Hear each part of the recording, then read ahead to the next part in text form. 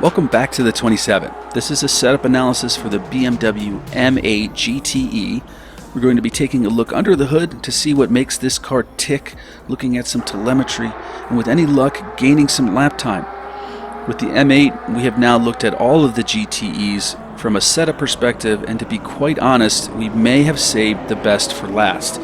Personal preference aside, including my own, the M8 appears on inspection to be a very formidable opponent in the GTE category, and I believe it is quickly becoming a fan favorite for a lot of reasons. We're here at Daytona International Raceway. Of course, this is the way, as this track in particular I feel is the glue that holds the spectacular Racing USA DLC together. This class and track, introducing the endurance element along with time acceleration and changing weather conditions, is a signature showcase and a coming out party for AMS2. AMS2 and Rise's studios have been subject to a lot of visible public critique, verging on abuse over the past few months. Warranted or not, the game cannot develop fast enough. There are many of us who have recognized the potential earlier on than others, and with the aforementioned, for those who have been steadfast in supporting AMS2, with Racing USA we've been vindicated. The proof of where this sim is and where it is going is in the pudding. Check out Ermin's recent video, Racing Beyond Matter, Sim Racing 604. Obviously, you may have one of your feet stuck in your favorite sim of choice. It's hard to pull those roots, I get it, but racing is and should be compelling. It is and should be dynamic. No two races are the same here. And I'm not even talking about multiplayer or AI. I'm talking just you as a sim racer versus the track. That extra tenth per corner is right there in any racing condition, wet or dry. We just have to find it. And with AMS2, I'm always wanting more. Okay, so that's enough of that. We got a little carried away there. Let's talk the M8. This car was introduced by BMW in 2018 as their self-declared flagship in the Grand Touring class, and what makes the GT categories compelling, specifically the GTEs, is their production car roots. The M8 is a luxury sports car, and on track, it's an absolute monster. It certainly feels different than the other GTE class contenders. It feels bigger, weightier, and longer than the Corvette and the Porsche, and that's kind of because it is. You don't feel pointed or sharp. It kind of glides in a way. Coming from the Corvette or Porsche, you might not actually like it, but chances are, if you give it some time, it will grow on you as it seems accessible, well-balanced, and fast. The two strengths of the M8 are its turbo and its suspension. The turbo will maintain its horsepower even at altitude, which is a major advantage. The suspension is nimble enough, but it has the ability to absorb curbs unbelievably well. You will be flowing through chicanes. That being said, I felt by default that the car was almost too planted, and it started overburdening the right front tire at Imola. What she needed was a little bit of rotation, but still having that braking and corner exit stability we crave. So it turned out to be a bunch of little fixes. We started by removing the squat and improving the aero balance of the car. We then added rake. It did wonders for rotation, and a softer overall suspension, moving some of the stiffness balance to the rear, really helped with grip. The tire temps got closer to where I would like to see them, and even the tire wear improved. But there is one thing I'd like to point out in particular. If you watch the cockpit footage, watch the shift point. You may think I'm crazy, but I feel the top end of the power band ends at around 6,300 to 6,400 RPM. This means that you should be shifting as soon as you see lights. If you don't believe me, watch the acceleration closely. It tends to taper off as soon as you reach 6,300, but as soon as you shift again, acceleration improves again. So let's take a look at the telemetry.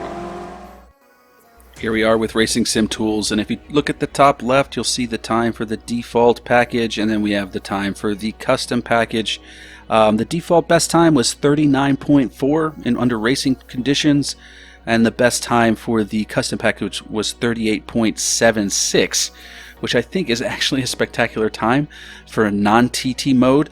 But we're looking at the run tab first, and I mentioned the tire wear, and you can see here that all the tire wear seems to be okay. The fronts are getting a little bit worse for wear compared to the rears, but especially the front right. So what we did was we cleaned that up. If you look at the custom, we brought the front rear back into check, and the others seem to be close within a closer margin. Obviously driving style and pushing depend on this too, so this was sort of like a hot lap, so you're going to get a little extra wear. Moving into another interesting component, we're looking at let's say tire temps here, absolutes, and let's take a look at the third and final lap so we can get a good picture here. And what I wanted to direct your attention to was this car is actually pretty well balanced tire temperature wise. You're looking at a 10 degrees Celsius between the front left and the front right, and then a 1 degree Celsius between the outside front right and the right rear. So for me, that's an indication of an understeery nature to the car. And so let's take a look at the custom package. The temperature difference between the fronts is 10 degrees C, which is right where I like to see it. And I was able to improve the right rear temperature delta to 2 degrees more than the front right. So that indicates there's a little bit more oversteer going on with the car, but still very, very, very well planted. Next, we want to look at here something I don't usually show, and that's the brakes. Let's take a look at the default package first. Click it. There you go. So there we go. Now we're looking at something.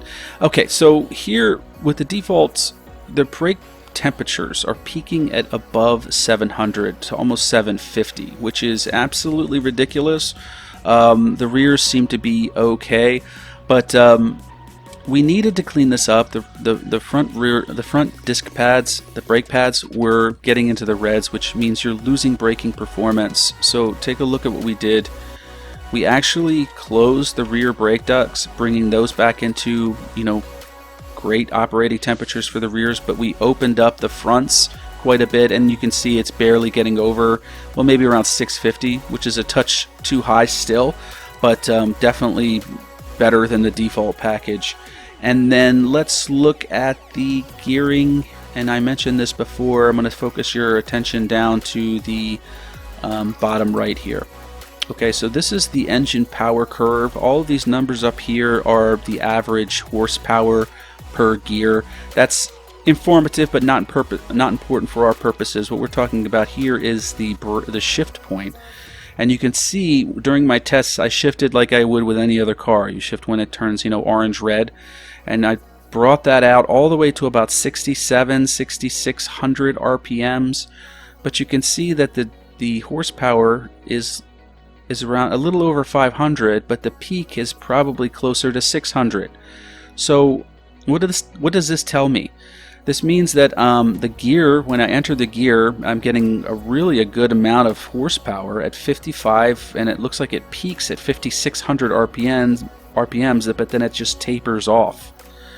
So what we're trying to do when we try to find a shift point is we're trying to make a section that's the highest part. So when I was saying 6,300 here, right around here, we're looking at maybe 10, 20 horsepower more, but then we have to bring this back, drag it out, and it appears that the band is going to start right here. So at 5,100 to 6,300 is what you should be shooting for with your shift points.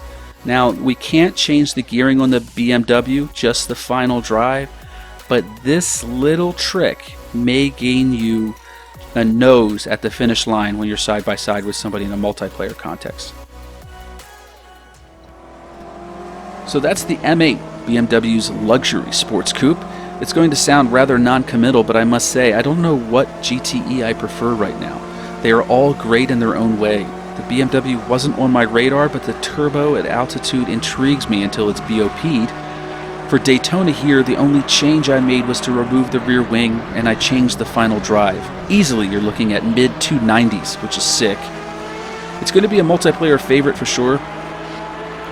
Coming up, we're going back to regularly scheduled programming until the BMW M4 is fixed, so that's a wrap for Racing USA for now. Some community requests are next, starting with the Copa Classic Chevette. I'm terrible with production momentum cars, so if you want to watch a train wreck, feel free to stop by. In the meantime, thanks for watching and take care.